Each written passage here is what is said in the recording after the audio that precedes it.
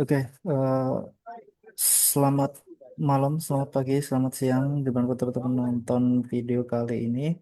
Jadi eh, di video kali ini kita mau jelasin suatu pemrograman bahasa pemrograman Java. Tapi di sini kita ada project tentang pembuatan untuk game Tic-Tac-Toe demi memenuhi tugas dari mata kuliah algoritma pemrograman di project kedua ya ini. Terus untuk selanjutnya mungkin di next dulu.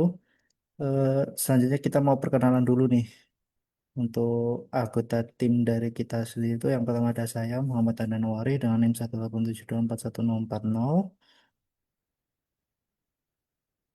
Terus silakan Mas Hanif perkenalan dulu. dan saya dan saya Muhammad Hanif dengan NIM 1872 1872 Berikutnya ada saya Farel Aristia Pradipta dengan NIM 187241036.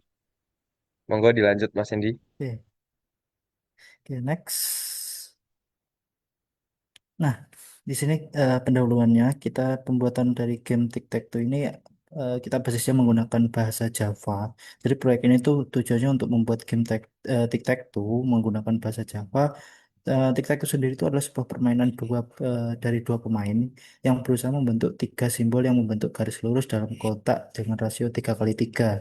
Nah, melalui game ini tuh kami menerapkan konsep dasar Java seperti yang pertama itu ada struktur kontrol dan array, yang kedua ada pemrograman berbasis objek atau OOP, yang ketiga ada antarmuka pengguna atau teks atau GUI. Nah, proyek ini tuh membantu kami dalam memahami logika pemrograman dan pengembangan aplikasi interaktif secara sederhana namun juga efektif seperti itu. Next. Nah, program secara umumnya di sini tuh ada dua file yang kita buat, yang kita modifikasi lebih tepatnya ya. Yang pertama ada kita kasih nama tic-tac-toe.java. Ini berisi drivernya yaitu main programnya. Terus juga ada board.java yang di sini ada file tentang game logic atau state-nya. Terus nanti peran kelasnya tuh yang pertama ada tic-tac-toe itu sendiri itu berfungsi buat user interface itu antara muka utama pengguna, alur game, dan validasi input. Terus yang file yang kedua yaitu board itu di mana file itu untuk penyimpanan data permainan, logika switch-nya, logika giliran dan menangnya juga ada di border Java. Jadi seperti itu. Next. Nah, fungsi main. Nah, di inisialisasi objek dan scanner.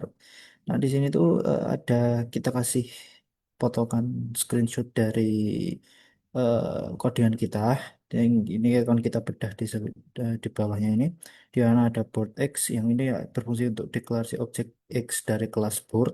Terus juga ada integer turn yang sama dengan min 1. Di sini akan menyatakan giliran awal di mana min 1 itu mengelambangkan pemain X dalam board. Java X sama dengan min 1, eh, O sama dengan 1. Terus juga X sama dengan new board turn itu digunakan untuk membuat objek papan permainan dan giliran awal X. Terus kita inisiasi scanner SC sama dengan new scanner system dot in digunakan untuk membaca input dari pengguna melalui konsol. Next. Nah, fungsi main masih di fungsi main ya. Di sini ada informasi pembuka permainan, ada screenshotnya, teman-teman bisa baca sendiri. Nah, tiga baris ini itu untuk mencetak narasi pengantar permainan ke layar. Jadi tujuannya untuk memberikan konteks dan aturan singkat pada pemain sebelum permainan itu dimulai. Nah, next lagi. Nah, perulangan permainan di sini ada while eh tunggu x.gameOver function ya itu ya. Terus di mana itu permainan harus berlangsung selama belum ditemukan pemenang atau papan belum penuh. Terus juga ada x.dis fungsi dips yang dimana itu untuk memanggil metode untuk menampilkan papan saat ini. Terus ada juga x.getTurn sama dengan min 1. XO menentukan simbol pemain yang sedang bermain saat ini berdasarkan nilai turn min 1 untuk X atau 1 untuk O. Next. Wes. Nah. Di sini ada validasi input pemain, di mana di sini ada ini ada inisialisasi indeks baris dan kolom. Terus ada juga try catch digunakan untuk menangani kesalahan input. Misalnya ada input karakter non angka. Terus juga ada validasi range angka dari 1 sampai 3. Terus juga konversi ke indeks array dimulai dari O. Next. Masih di main ya. Nah, di sini tuh ada deklarasi awalnya. Di sini ada integer BRS dan KOL. Di sini digunakan untuk menyimpan indeks BRS dan kolom, maksudnya itu baris dan kolom ya. Di mana itu untuk menyimpan indeks baris dan kolom yang dimasukkan pemain. Nah, min 1 sendiri itu adalah nilai awal dummy yang akan digantikan input pemain. Terus juga ada valid input, itu untuk flag untuk mengontrol ulang validasi hingga input tuh menjadi benar. Next. Masih di main, perulangan validasi. Di sini program akan terus meminta input selama nilai yang diberikan tidak valid. Terus juga perulangan ini menjamin hanya input yang sah dari angka 1 sampai 3 saja yang dapat melanjutkan program. Bisa teman-teman lihat di sisi kiri ya. Next, terus juga ada validasi rentang angka, di mana di sini kita akan menginput yang valid. Input yang valid harus berada dalam rentang 1 sampai 3 sesuai dimensi papan tic-tac-toe, yaitu kan 3 kali 3 gitu ya. Terus kalau misalkan valid, nilai akan dikonversi ke indeks array yang dimulai dari eh, 0, 0 atau oh iya itu baris dan kolom. Jika tidak valid, pemain diberi umpan balik dan diminta input ulang. Jadi seperti itu. Terus kalau misalkan ada error dengan try catch. Nah, kalau misalnya ada error, kita tangani dengan cara try catch, yaitu digunakan untuk mencegah program crash jika pemain memasukkan input non angka, misalnya kayak huruf dan sebagainya. Jadi ada input mismatch exception. Nah, di sini tuh exceptionnya itu khusus untuk untuk kesalahan input yang tidak sesuai tipe data integer. Nah, terus juga ada sc.nextLine di sini untuk membersihkan buffer scanner agar tidak terjadi infinite loop saat inputnya yang di input user itu salah. Seperti itu. Next.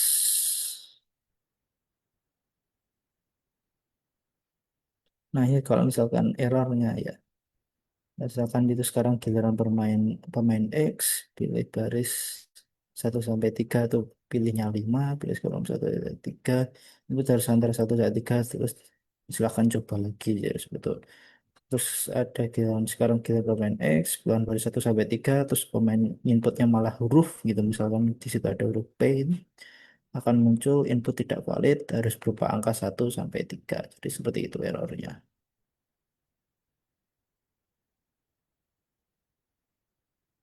Nah, terus ini ada cek ketersediaan posisi.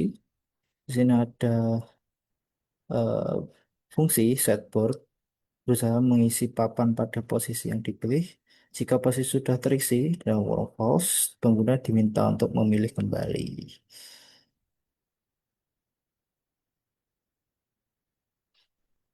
Nah, selanjutnya ada akhiri permainan dan umumkan hasil. Nah, di sini akan menampilkan papan akhir di mana fungsi winner menentukan siapa yang menang.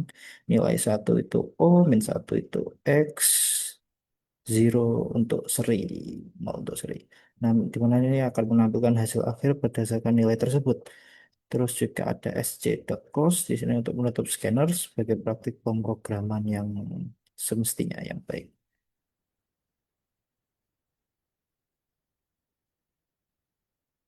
Blok tampilan papan seperti ini, bisa teman-teman melihat sendiri. Seperti Apapun itu. dia. Oke. Dan selanjutnya bisa dijelaskan oleh presentator selanjutnya. Silakan Mas Hanif. Selanjutnya yaitu di fungsi display ya. Jadi ini untuk blok tampilan papan. Ini untuk codingan ya. Selanjutnya yaitu ini untuk outputnya. Jadi itu yang awal tadi itu codingannya dari saat di run nanti bakal keluar seperti ini. Lalu selanjutnya eh, penjelasan dari codingan yang tadi itu eh, menampilkan judul kolom papan. Jadi angka 123 menunjukkan posisi dalam papan permintaan juga. Nah, spasi tambahan digunakan untuk merapikan kesesuaian visual dengan simbol di bawah. Lalu selanjutnya dasar dari codingan ini. Selanjutnya itu perulangan baris dan kolom. Itu ia adalah indeks baris 0 sampai 2 yang ditampilkan sebagai 1 sampai 3 di sisi kiri untuk memudahkan penggunaan. Jadi untuk sistem belajar outprint itu untuk menampilkan baris nomor baris di awal setiap papan. Selanjutnya dasar tunai switch case untuk simbol papan. Di J adalah indeks kolom 0 sampai 2, data I. Data I adalah isi dari sel pada baris di dari kolom B. Lalu simbol ditampilkan berdasarkan nilai. Ini oh belum di oh itu belum diisi atau kosong ditampilkan sebagai string dan oh itu maaf itu nol ya. Lalu yang min satu itu um, milik pemain X dan satu itu milik pemain O. Lalu spasi diatur agar tampilan papan spesies simetris dan mudah dibaca. Selanjutnya yaitu pindah baris dan spasi di akhir. Itu baris pertama atau Greenland digunakan untuk pindah ke baris baru setelah satu baris selesai ditampilkan. Terus kedua memberi ruang kosong agar tampilan papan agar selalu permainan lebih bersih dan sedikit visual. Terus selanjutnya mungkin bisa Mungkin dijelaskan mungkin ganti oleh saya, Nif. Heeh. boleh silakan. Siap, makasih. Oke, kita lanjut untuk membahas fungsi selanjutnya, yaitu fungsi bernama setForm. Jadi fungsi ini dipanggil ketika ingin mengisi papan dan mengganti giliran. Jadi kita mengisi sel pada papan berdasarkan input pemain, serta mengatur pergantian giliran antara pemain X dan pemain O.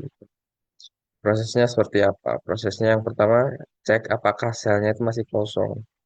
Jadi, if this data barisnya dan kolomnya itu masih kosong, berarti posisinya belum diisi. Terus isi sel dengan simbol.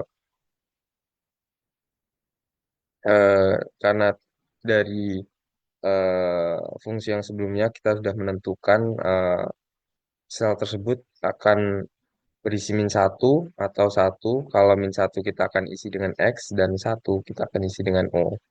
Lanjut diganti gilirannya dengan turn diganti menjadi min turn sehingga memastikan rotasi X menjadi O otomatis tanpa logika dan kompleks. Sorry. Misalnya ada return true itu else-nya. Return nah, itu return true itu akan menandakan pengisian berhasil, program akan lanjut ke giliran berikutnya. Kalau else yaitu jika sel sudah terisi itu akan return false sehingga digunakan untuk memberitahu pengguna bahwa posisi tersebut tidak valid. Lanjut ya. Next nih. Next nih. Selanjutnya ini ada fungsi winner. Ini untuk menentukan penentu dari penentu pemenang dari permainan ini. Next.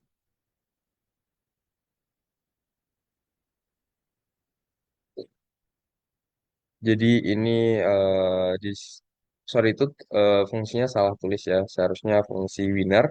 Jadi yang pertama ada perulangan untuk baris dan kolom. Jadi untuk I adalah indeks baris dan kolom dari 0 sampai 2. Ya. Selanjutnya ada integer row sum itu merupakan jumlah semua elemen pada baris ke I Jadi itu untuk mengecek secara horizontalnya, adakah yang plus 3 atau min 3 gitu. Soalnya ada kolom kolom sum, yaitu kolomnya dicek apakah ada yang plus 3 atau min 3. Nah, kalau ada, berarti pemenang telah ditemukan gitu.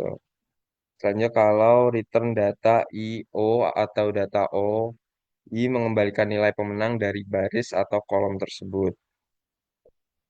Next nih.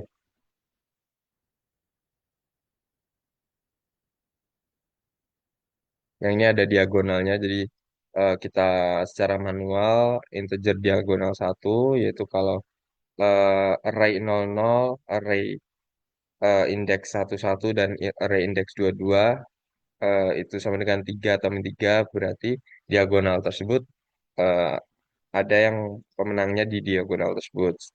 Sebaiknya dari yang diagonal sebelahnya. Lanjut.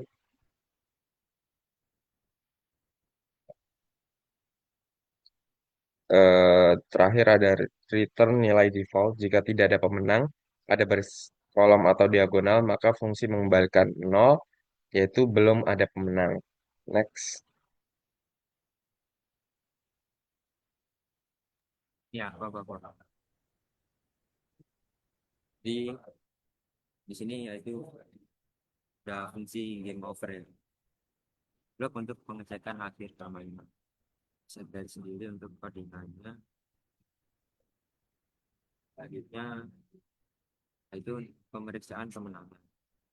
Di fungsi winner itu dipanggil terlebih dahulu. Itu jika hasilnya bukan nol, berarti sudah ada nol. Baik satu untuk O atau min satu. Maka permainan dikabul saja dan terus langsung dikembalikan. Selanjutnya yaitu perulangan mendeteksi set kosong. Eh, Perulangan ini memeriksa setiap baris atau row dalam array data. Lalu untuk setiap baris diperiksa setiap sen. Jika ditemukan sel yang masih kosong atau bernilai nol, maka permainan belum selesai sehingga mengembalikan false. Selanjutnya itu return jika semua sel terisi. Jika semua sel telah terisi dan tidak ada pemisah atau karena baris pertama dalam dikembalikan terus, maka permainan tidak dianggap berhasil dalam seri. Maka fungsi mengembalikan terus. Mungkin Mas Andana bisa ditutup.